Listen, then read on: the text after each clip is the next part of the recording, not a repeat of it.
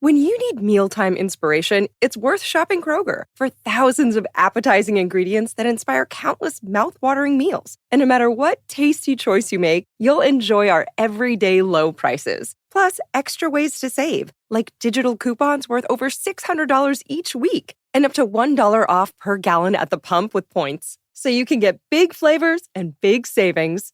Kroger, fresh for everyone. Fuel restrictions apply. ABC Wednesday. Y'all complain all day. We want books. We want paper towels in the classroom. Bet you want raises, too. I'm still waiting on the paper towels. Abbott Elementary returns with a new season. We asked the district for more after-school programs. They gave us $50 for class pets instead. Critics cheer. Abbott Elementary continues to be one of the funniest and most beloved shows on TV. What y'all doing out there? Taking bribes. Proud of y'all. Abbott Elementary. Season premiere Wednesday, 9:30, 8:30 Central on ABC and stream on Hulu.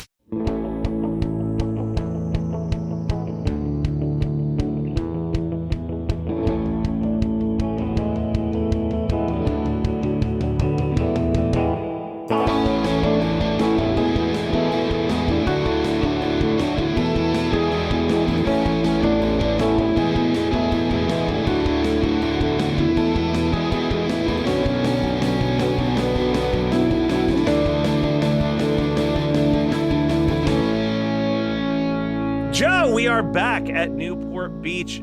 This week, it's a little saucy. It's a little sensual. It's a little sexy. It is The French Connection, episode 10 of season 4. It is insane to me to think that after this episode, we have 6 episodes left of this entire series. And like I said, I want to say a week ago, there's still no real storyline happening here. I feel they're like kind of building the ship. Yeah, I feel like my prediction that Ryan's dad is the final boss of this entire show feels more valid because the show has offered me no other obstacles that anybody needs to overcome in the show so far, and there's only 6 episodes left. So unless they introduce a brand new character next week, I have no clue how this is going to just wrap up, which is fascinating because you've told me that you love well, I don't know if love was the word, but you really like the final episode of the OC, the series finale. You feel like works. So that's the thing, is that I think as a series finale, if you only watch the series finale, it represents a tonal reset back to the tone of the first season. So here, let me ask you this question. I feel like I've asked this question before. Do you think, and this is, tell me as little as possible, but in your opinion, could they have not killed Marissa at the end of season 3 and used most of what they do as the series finale of season 4 as the series finale at the end of season 3? Is there a world where this probably could have just been a 3-season show that ended the way that season 4 ends without the murkiness of just full on killing Marissa just out of spite? There are things and people in this season that feature prominently in the series finale. Gotcha. So I can't definitively say, because part of me is I think they were just doing the best with what they had. And the thing that's crazy to me is how much I'm enjoying season 4. Legitimately, Joe, it might be my favorite season of the OC because it's so goofy, because it's so loose and light.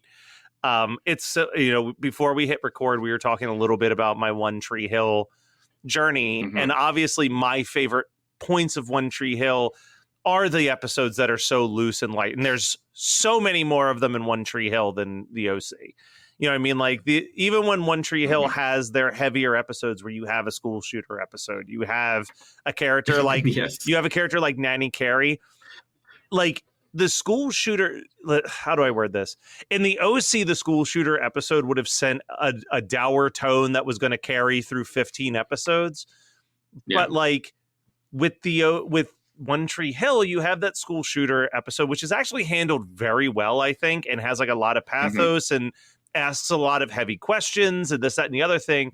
But then 3 or 4 episodes later, you can still do this weird, all of the basketball players are going to be strippers at a strip club for a night. Like you're able to like jump into that silly tone, which this is the only season of the OC that I think has ever been able to balance serious and silly in a reasonable way.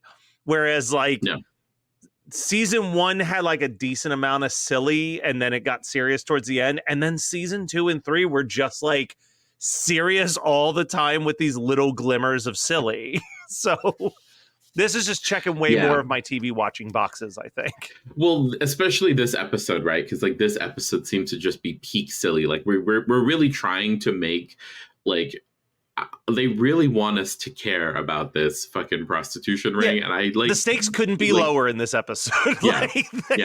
And that's kind of like this whole episode is basically 3 plot lines, which we've said that before. Every episode of the OC is essentially 3 plot lines. Sometimes they go for like a 4 or 5 plot line episode, especially in season 3. Too many plot lines. But this one, we've got Kirsten finding out about the prostitution ring. So we're kind of starting to put a cap on this story a little bit. We have almost the end and resolution of the Summer Seth engagement in this episode. And we have there is a very adult romance novel about Taylor's tryst in France, which is, let me just say, as a person who hosts a podcast about YA publishing, this is an incredible turnaround time from events happening, someone writing a book and it being a bestseller in France and being translated to English and released in bookstores here in America. At the very least, to make it even anywhere rooted in reality, he should have written the book within the first week of them being being together, right? Yeah. Like it should not be like, it couldn't have ever been anything where when she did it after she left France. Like let's be real. She left France in, let's be optimistic and say July. It probably was closer to August or September, but like, let's just say, okay, she left late July. It is Christmas time. That means that over 5 months, he wrote the book, had it edited to perfection, published, and it sold so well in France that they then translated it to English for a release in time for, like, that is so much stuff in a 5-month turnaround time. Absolutely insane. Right. But I do love this storyline. I found it so fun. Like, so Taylor has this book. The book's called The Season of Peaches. And she immediately sees the title and knows what it's about, which I think is very funny. Like, she's just like, oh no. Which is hilarious to me because it's one of those classic situations where it's like, if you just said nothing to Ryan, there was no world where he would have ever picked up this book or known anything about it. Yeah. And I do think the most unrealistic part of this episode, beyond how quick the book was published, is just how many straight guys have already read A Season of Peaches in its first week of release. Including apparently Sandy Cohen. Sandy Cohen, that's what I mean. Like, and I do think it's really funny. It's a reoccurring bit.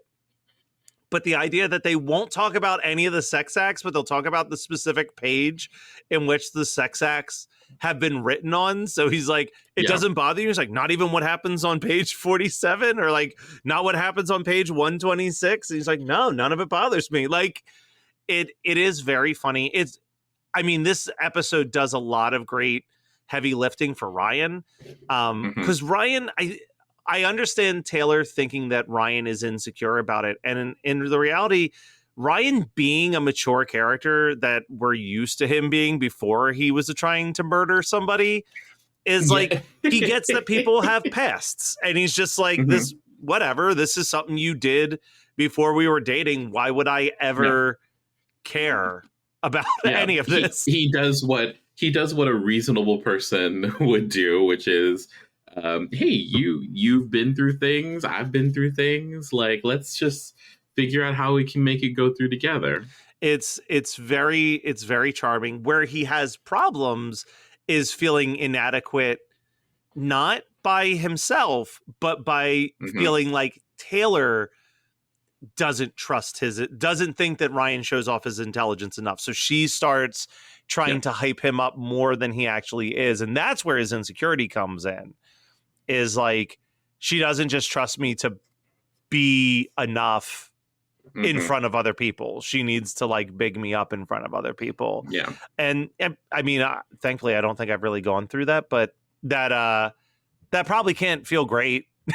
Like it's probably not amazing. Like, the problem is that I don't have much to talk about with this. The only other note that I have tied to this particular storyline is that Sandy Cohen does a truly awful Jerry Lewis impression when he's trying to explain how uncultured the French can be sometimes. And I was just like, they are, whereas like season 3 was a real Sandy Cohen character assassination season. This is just like, why is Sandy so goofy now? Like, it's again, to bring it back to One Tree Hill, they do to Sandy Cohen in season 4 what they did to Deb in season 5 of One Tree Hill, where it's like, why are you so weird now? Like, why are you like having an affair with a clown at your grandson's 5th birthday party, or like hooking up with your son's best friend? Like, it's just very like, who is this person? What is going on here, Deb? Well, let's cover the prostitution ring, because I would say that that's my least favorite storyline of this. I'm sure you've never said that before. Yeah, let's wrap up the prostitution ring. Really, all that happens is that Kirsten finds out what Julie's been doing behind closed doors, and she's obviously not happy with it. That's all that happens in that storyline during these 45 minutes. It's a very, I'm imagining that next episode will probably just like fully tie the bow on that, or at least like present what the end game situation is. Maybe a falling out with the Bullet, who does want the prostitution ring to continue. Like, who knows? I don't know where it's going to go, but I do see the light at the end of the tunnel as far as the storyline goes. So I'm kind of like, fine, let's get there. It's like, can we be done, please? Can we be done? I'm assuming, I mean, I know that this is not the season that you know like the back of your hand, but it definitely feels like we've gotten a series wrap on Chris Brown's character in this episode. Caitlin proving that, you know, to his character, he thinks that the kind of snotty, mean, hates everybody thing as a front that Caitlin puts on at school until he sees how she treats her mom, and that her favorite show is Cops, and like that she just doesn't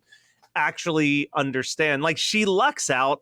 He's like she goes to like the homeless shelter, and it's like, yeah, she knows some of the homeless people because someone else brought them to her house for Thanksgiving. It's not like Caitlin's still going out there doing shit. Like, so it does feel like they kind of tied up that story, but hopefully, I'm assuming as we're nearing the end that this is a storyline that makes Caitlin realize that she could probably be a better person overall, and that will. I love that she could maybe change see the error of her ways. Like, and change like a bit. Like, so I'm assuming that we're going to build towards that the next 6 episodes, I'm guessing Caitlin's storyline is Caitlin trying to not be such a douchebag all the time to everybody. But that's all we have for that. So the last thing we have to talk about is the Seth and Summer of it. I enjoyed so much of this storyline. I enjoyed Seth trying to intentionally tank Summer's father's blessing, but also that he feels bad afterwards when he doesn't get the blessing, because he went too far with it and made Summer's dad think that he doesn't love Summer at all. And it kind of makes him like reassess, like, why did he propose in the first place? And I do love that at the end of the episode, he does make this mature decision of just like, well, fuck it. No, I do know that I want to marry you one of these days, so we should stay engaged. But like, no one said that we have to get married this year or next year or any other time. Like, let's just be engaged as like a promise to each other. And take it slow. Love that. Love this very Scrubs-like moment where Summer's dad implies that unicorns exist, and like Seth is just like, overjoyed. Like it feels like a JD bit from Scrubs in that moment. I feel like that has to be intentional. Similarly to like the Grey's Anatomy reference when Summer's dad relocates, like, are they just trying to lean into a bit tied to every single hospital drama that was on TV at that time? Mm-hmm. Who knows? Who knows, really? Summer, however, is starting to have these second guesses of what will it mean to be married so young. Mm-hmm. And it just reminded me of a thing that I've said a million times, which is don't get married right out of high school.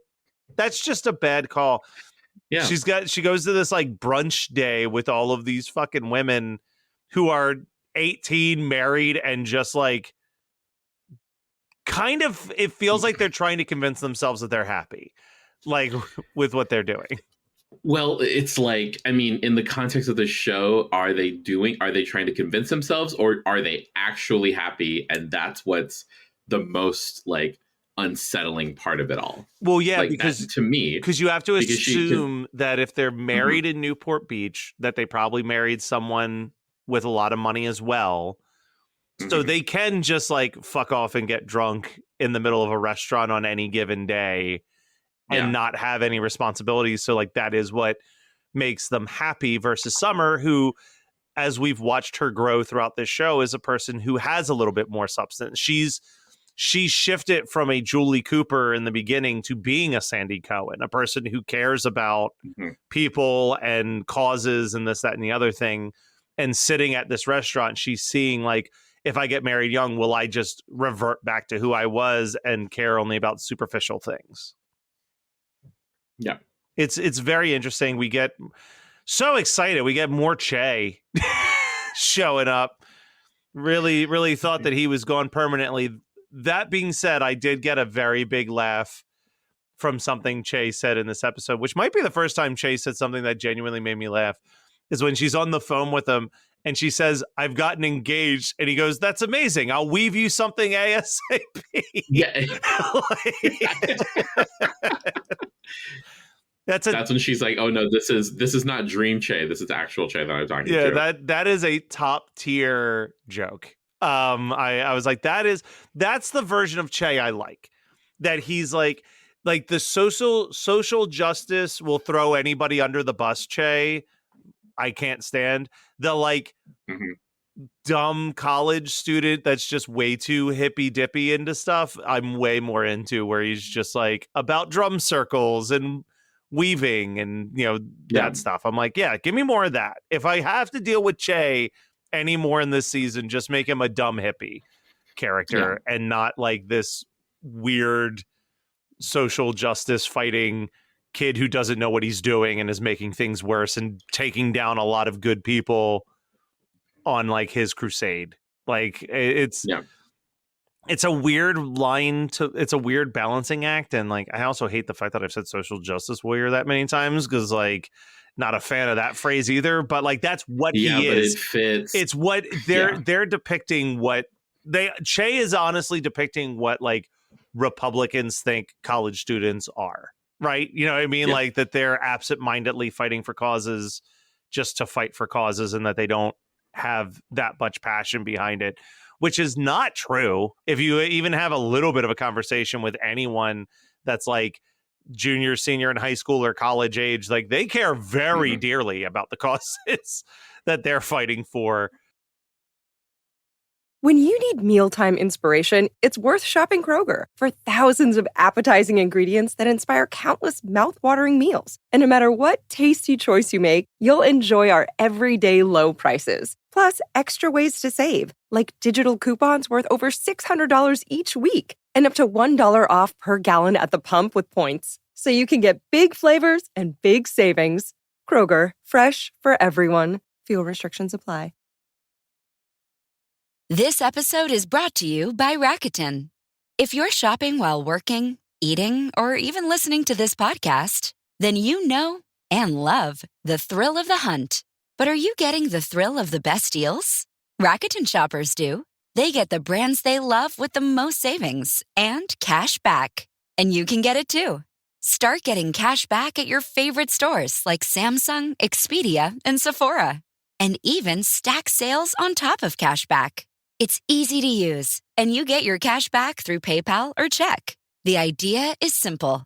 Stores pay Rakuten for sending them shoppers, and Rakuten shares the money with you as cash back.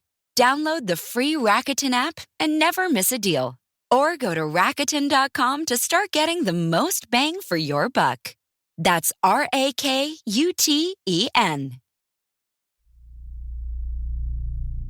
In the darkest corners of the internet, a nameless, formless entity has been growing. No one dares question where it was created or what it wants, but those who have been entranced by its musings chant its blood-curdling name in unison. Horror Movie Night! Find Horror Movie Night on your favorite podcasting app or at hmnpodcast.com. This was a perfectly fine fluff episode that had no stakes.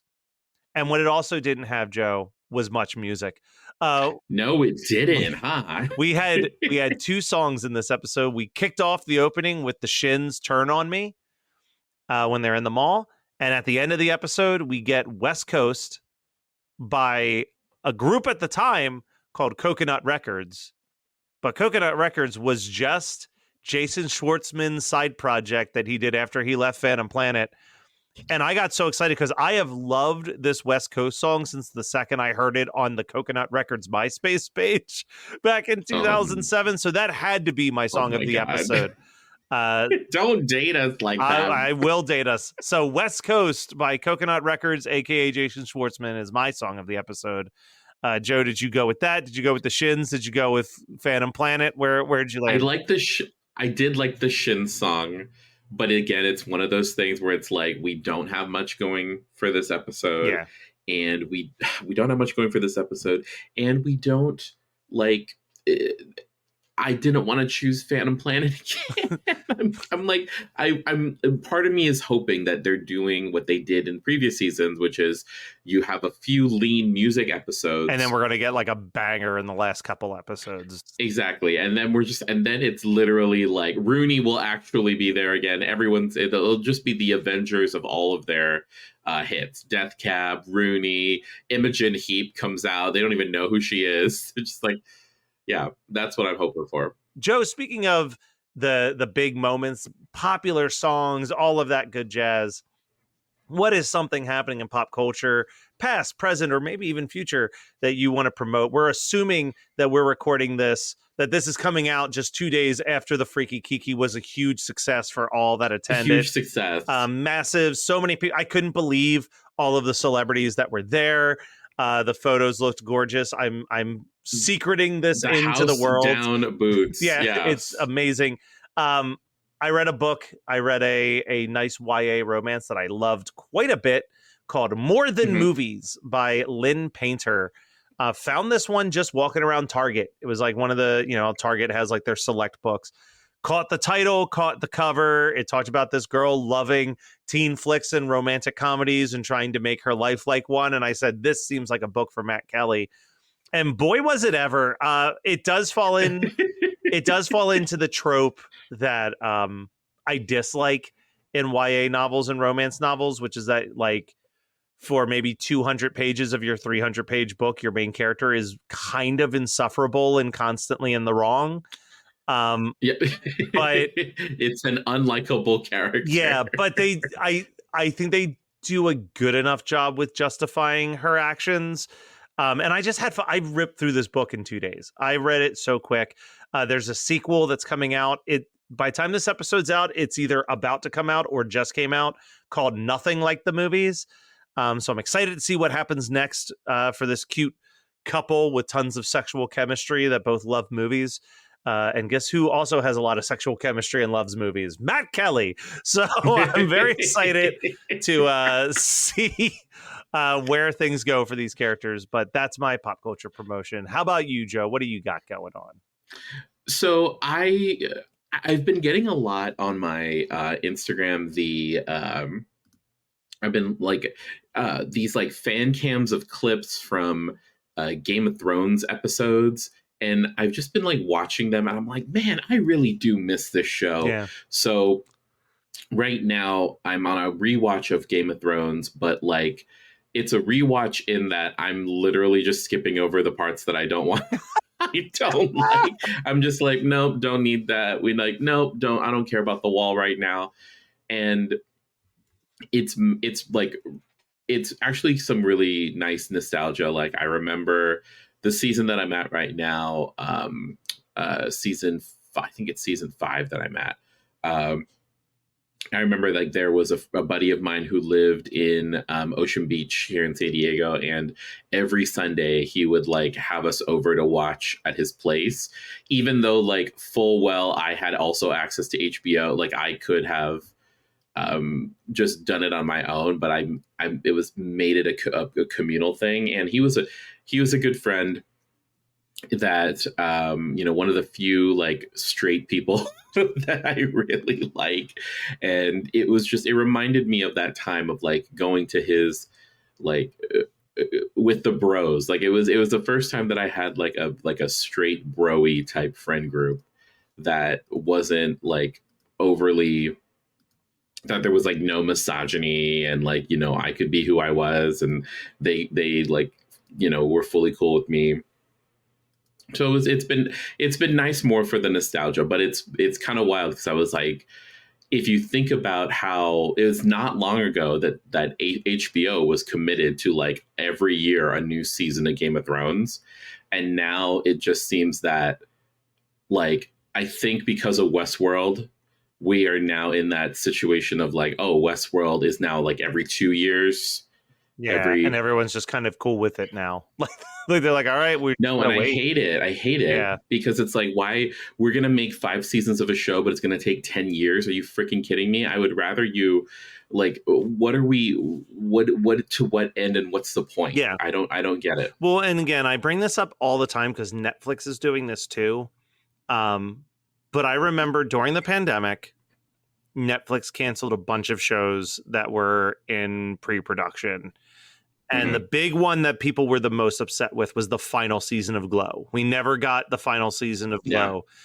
Yeah. And at the time, Netflix's explanation was, if we can't put out a new season within a year of the last season, then audiences won't care anymore. And I'm sitting here as we're, 3 years removed from the last season of Stranger Things, and it's still the biggest thing that they're constantly promoting to like keep people subscribed. And I'm like, you're telling me that you can't in any way, shape, or form just like renew Glow for that last season and just get us those 8 episodes? I promise you the entire final season of Glow would have cost the same as 1 episode of Stranger Things. Like it's just like, just give us the closure, or give them a movie, even like a 2-hour Glow finale movie, something to tie it up. Give them a Serenity, right? Yeah. Give them literally give them some sort of Serenity thing. That was like one of their low-key popular shows. Like it was kind of shocking that it went away, because it was a show that when the new seasons came out, a lot of people were talking about it. It wasn't just like I talk about Atypical and Never Have I Ever all the time, but I know that those are kind of obscure shows in the grand scheme. They weren't pushed hard. They weren't like everybody was watching it, but the people who watched it loved it. Glow was big. Like I base it on like, did my parents watch it? You know what I mean? Like if it broke through that barrier that I was watching the same show as my parents on Netflix, then it had some type of like wider thing. And yeah, I guess we can blame Game of Thrones for that. Specifically, House of the Dragon for sure, but like definitely Westworld, because I remember when Westworld came out, and at the end of the series, they were just like, "Yeah, it's been renewed for a second season that will premiere in 2 years." I was like, "You're gonna make us wait 2 years?" I was like, I already didn't care. Well, and from what I hear as someone who hasn't watched any of Westworld, not worth the wait, it seems, either, for what season 2 of Westworld was. Like, it seems like everybody that I hear talk about that show all seems to agree that season 1 is this masterpiece, and that it never found its footing again after that season. And that seems to be what people's thoughts are on House of Dragon too. Like that season 2 did not reach the heights of the first season. But I'm with you. I did not watch Game of Thrones until the final season was about to air. So I binged 7 seasons over like a 3-month period, and then went to a friend's house every Sunday for 8 weeks to watch the final season. And I do miss that. I miss having a show where it was like you said, I could watch this at home, but I choose to watch it, and it's more enjoyable to watch it. And I just remember thinking like, okay, definitely don't remember this part. Definitely don't remember how we got here. But like, and then like the timeline is a little out of order right now in my head. Yeah. And also I'm also seeing like, oh fuck, they really did drag this on. Yes. Like, no, there are those moments. See, for me, and I think that I've heard this from a few people actually, I didn't mind how the show ended, but I also didn't have all of the years invested. I had a couple months invested into it. So like, for me, all the storylines sped by because I knocked them all out over like a 2-month period. But yeah, when you're like sitting there and you're watching a season, then you're waiting a year for the next season, there are storylines from season 1 through 3 that feel like they take forever to get to their conclusion. Like, well, Joe, that's on the long but very long list of shows that I'm going to eventually make Barb watch. But I think I have it at the very bottom of the list because it's a big journey. Game of Thrones is a big undertaking. And I'd much rather have her watch some like nice 1 to 2 season runs of stuff first. But we'll be back for the last couple episodes of the OC in just a week. So stay tuned for more drama from Newport Beach.